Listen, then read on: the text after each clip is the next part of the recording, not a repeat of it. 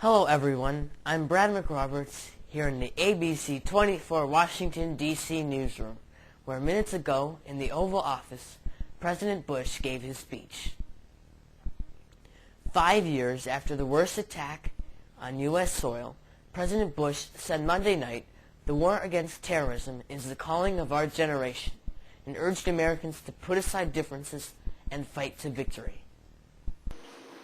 America did not ask for this war, and every American wishes it were over. So do I. But the war's not over, and it will not be over until either we or the extremists emerge victorious. If we do not defeat these enemies now, we will leave our children to face a Middle East overrun by terrorist states and radical dictators armed with nuclear weapons. We are in a war that will set the course for this new century and determine the destiny of millions across the world. Bush also defended the war in Iraq, though he acknowledged that Saddam Hussein was not responsible for the 9/11 attacks that killed nearly 3,000 people. His address came at the end of the day in which he visited New York, Pennsylvania, and the Pentagon to honor victims of the attacks that rocked his presidency and thrust the U.S. into a costly and unfinished war against terror. Osama bin Laden and other terrorists are still in hiding. Our message to them is clear. No matter how long it takes, America will find you, and we will bring you to justice. As for Iraq, he said Saddam's regime, while lacking weapons of mass destruction, was a threat that posed a risk to the world that could not afford to take.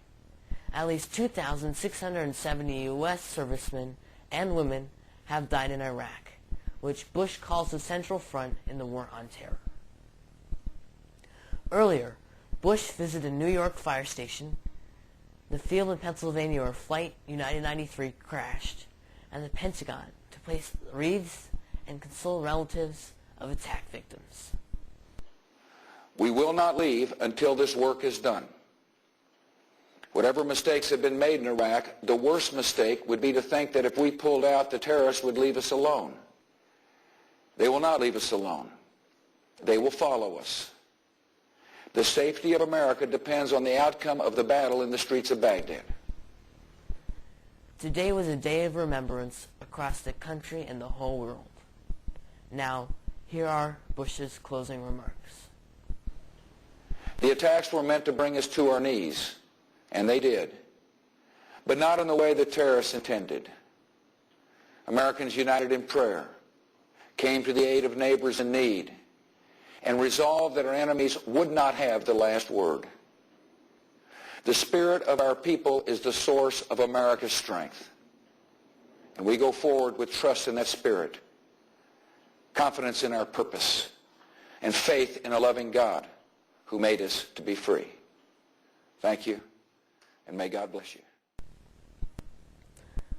I'm Brad Mcroberts from Washington, D.C., reporting for ABC 24 News in memorial of 9/11.